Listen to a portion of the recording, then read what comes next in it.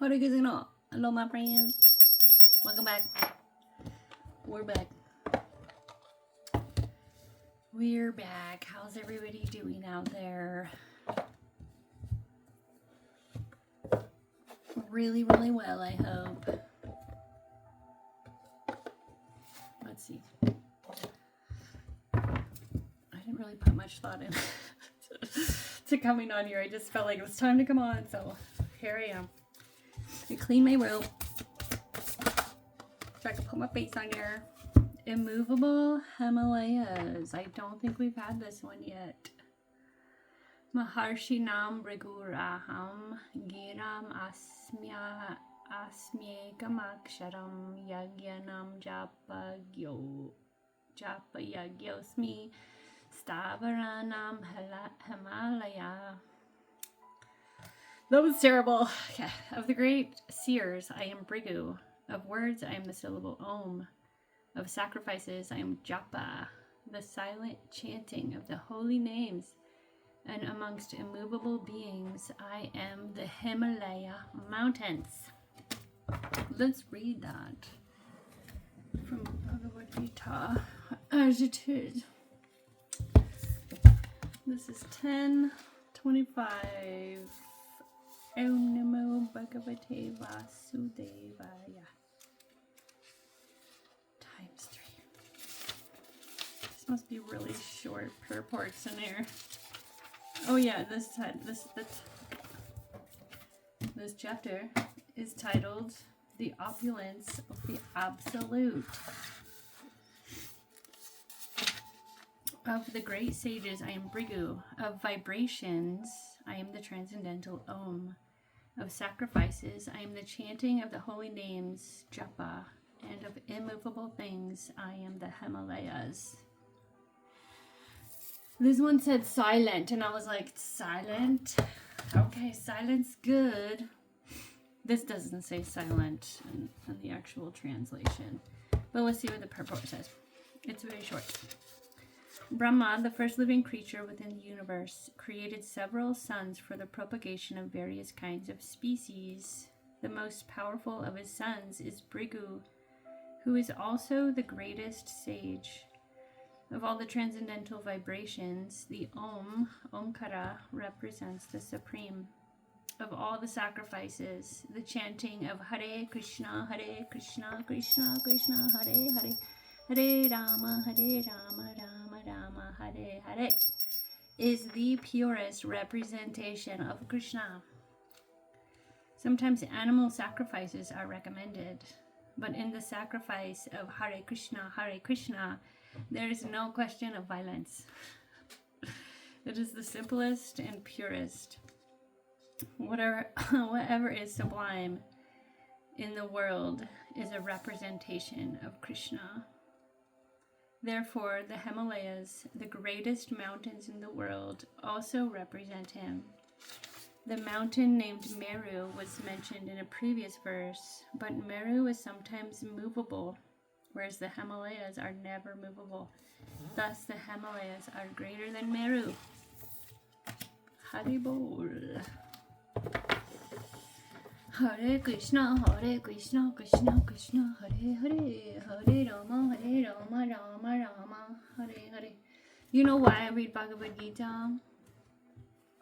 Well, other than it's Bhagavad Gita. But I want to start out with that in case somebody just tunes in haphazardly. There's an inherent value in this message just because Bhagavad Gita is there. Music, harmony. This is from the Earth Magic deck.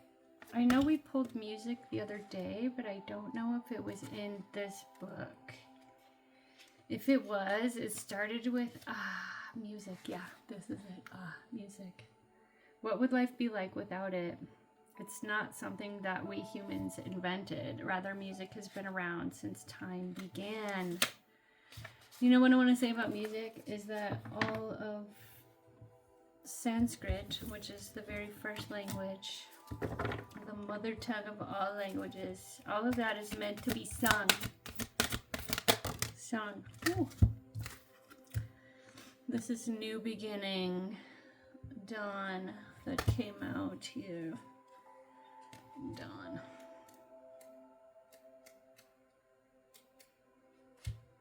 The start of the day brings with it reassurance that night has passed, making way for new opportunities, no matter what has come before. It reminds us of the predictability of the daily cycles.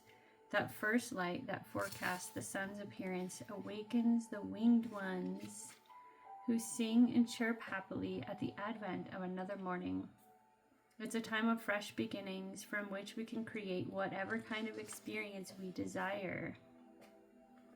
In this image, we see the rays of the sun stretching into the valley while the sun itself peeks around the corner as if it had set its course to proceed around the bend in the river, which appears relatively still from its rest during the night. This scene exemplifies renewal and new beginnings. Maybe you're having new beginnings. How was the weekend? How'd that moon portal do, y'all? Whew, that was something, huh? It's really something. Okay, maybe we'll keep this a little short today. Not a 30-minute one, okay? So I'm getting into the tarot now. And I want to first take a moment to acknowledge and thank my angels and ancestors for providing clear messages of encouragement and, yeah, just truth, whatever somebody's looking for. And, and I also want to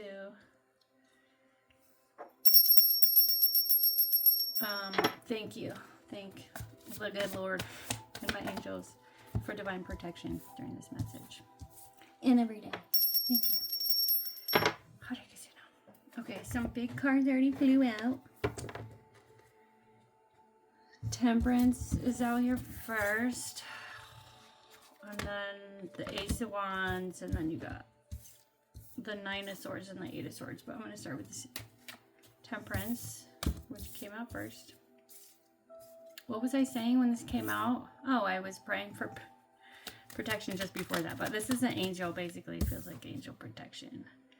It's also like alchemy and balance.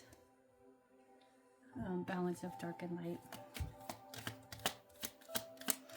So you may be feeling protected, or you may be asking for protection. Clarifying, this is the Ace of Cups, the Knight of Wands, and the Emperor. Whoa. It's a very loving, passionate. It might be connected to this Emperor, some a masculine energy of stature. He's an emperor. He rules an empire. An Ace of Cups is a new beginning, sometimes in love or within the heart, even like a creative start or even an idea, but something connected to the heart. So maybe this angel is helping with that kind of, I don't know, bring that together. The Ace of Pentacles feels like it's a tangible new beginning, sometimes like material. It's being clarified by the Seven of Cups, the Wheel of Fortune, and the Nine of Wands. Maybe you got a pretty big, like, lump sum gift from the universe. A new seed, what is it called? Nest egg? I don't know. But it may be a little overwhelming as to what you're going to do with that. I hear my cat crying down there. And then there's this kind of defensive energy around that. Like, don't worry about my fortune. Don't look over here. Don't look over here, my big fat fortune. But it's more because it's like, I'm not sure what I'm doing with it yet. I don't know what's happening yet. Can't talk about it because I don't know what's happening yet. And then the Nine of Swords is out here. which is fears, anxieties, nightmares. It's being clarified for the Three of Cups, which may be having to do with collaboration or getting together, some socializing. Ooh. Oh. And what I'm getting from this is that there's a fear of when you get together and socialize, you're going to overdo it. You're going to do something that you don't want to do. A little bit's good, but a lot's not. And maybe somebody can't control themselves. Or they're worried that other people are going to overdo it. You're going to be around other people who are overdoing something. The Whompers are too loud. Just kidding. And then you have the Eight of Wands. This is a very fast, I want to say whippy. And I'm seeing this on the bottom, the Queen of Wands. It's whippy. It's manifestations. It's a lot of arrows flying around. But then clarifying it is this Four of Wands and the Hangman. It might be a lot going on internally or spiritually, but not externally. Or the opposite. I think it's the opposite. So many things are going on. Like you have to work, you have to call so-and-so, you have to put that into place, you have to make that happen, you have to arrange for that, blah, blah, blah. But inside, it's more of a slow, stagnant energy. And it's almost like maybe you're just keeping yourself busy because you're avoiding what's going on. Some healing needs to be done inside. And some people actually do work that way. They can heal a lot and accomplish a lot and process a lot and be very productive on some things while they're actually working on other things. If those things are like your service. I mean, so many things can happen in one brush stroke. If you're plugged in to your service, if you're in alignment. So that's what I'm seeing for that. Okay, let's get some advice.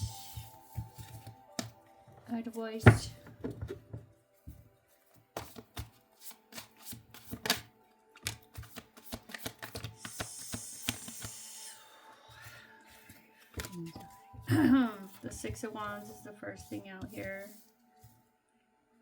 Nine of Wands, Five of Swords, Two of Cups, Nine of Cups. I'm just going to do one at a time. The Six of Wands, she's in the spotlight. So many being seen. The advice might be you're being seen. Others are counting on you. Others are watching you. They're expecting your shifts to come in. You can expect your shifts to come in faster than you think with the Knight of Swords here. If you've been waiting on something, expecting something, it's coming.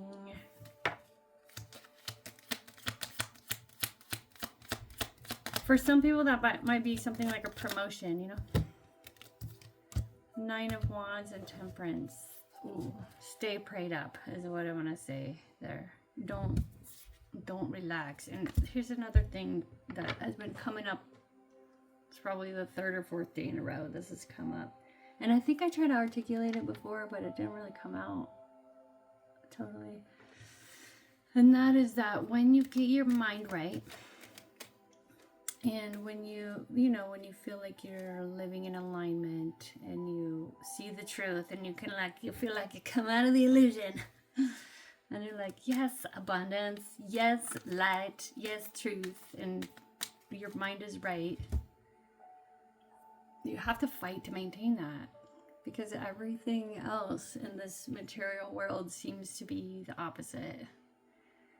And I don't want to say fight as in like you gotta, always be on a fight mode, but for some people that is the right word. But it's a spiritual battle. So we don't fight it. We pray for protection and we ask for our battles to be fought for us. It's really not, it's not here in the material realm that this fighting is going on. And here, again, is an internal fight, this Five of Swords, and it's being clarified by the sun. Turn to the light. It's like Two of Wands energy. You have a choice at any time, all the time, of which side you're going to focus on. And it takes strength to maintain that mentality, to maintain your awareness, your consciousness. I think also begging for mercy helps tremendously. That's my best advice. Beg for mercy. And then you have the Two of Cups here. You're not alone. I'm hearing that really cheesy. Is that Michael Jackson? You're not alone. Ooh, a lot of swords just came out here. This all go together. Oh my god. It's the Four of Pentacles, the Nine of Swords, Justice, the Ace of, yes. If you have fears and anxieties related to your stability and your sustenance, I want to say. One is that just being in a fearful mentality, it's almost as if you're already experiencing that thing that you don't want to experience. So why do that to yourself if you're not even actually there yet? It's like a feared future experience. And Justice is coming out here with the Ace of Swords and Queen of Swords. Whatever you're supposed to get, whether that's, in security, material matters, or in love, or that's what you're going to get. It's not going to be any different. It's karmic, I feel like. We can change our karma by serving and by not performing karmic acts when we offer up our activities. That's service, and there are no karmic reactions for that. If you can figure that out and stop racking up your karma, you can finish things up here. But what it's saying is that whatever is coming to you is coming to you. Don't sit around fearing it. You're going to be just creating a bad experience for yourself while you're waiting. The truth is coming. It is inevitable. And that is justice. And if you need to be up worrying about the truth coming out, maybe that's what you need to be worrying about. Why are you worrying about the truth coming out? Sorry. And then the Nine of Cups is here. So many clarifier cards are out. I'm going to shuffle these back in. This Nine of Cups is about wish fulfillment.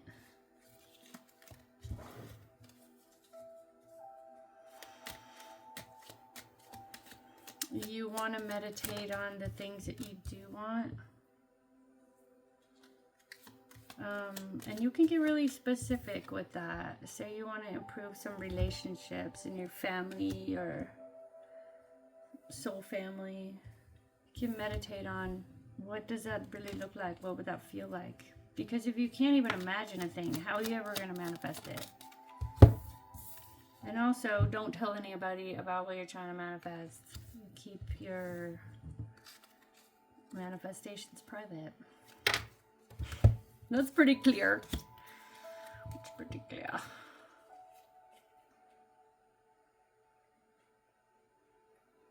Yeah, 8-8. And again, if something is not in alignment with you, if it is not contributing to your growth and your happiness, it's holding you back. And so all the energy that you're spending on that is wasted. It could be going to something you actually, that is actually in alignment with you. Let's wrap it up. Oh my god, it's 20 minutes. Hare Thanks for watching. Be well. Come back soon. Hare Thank you.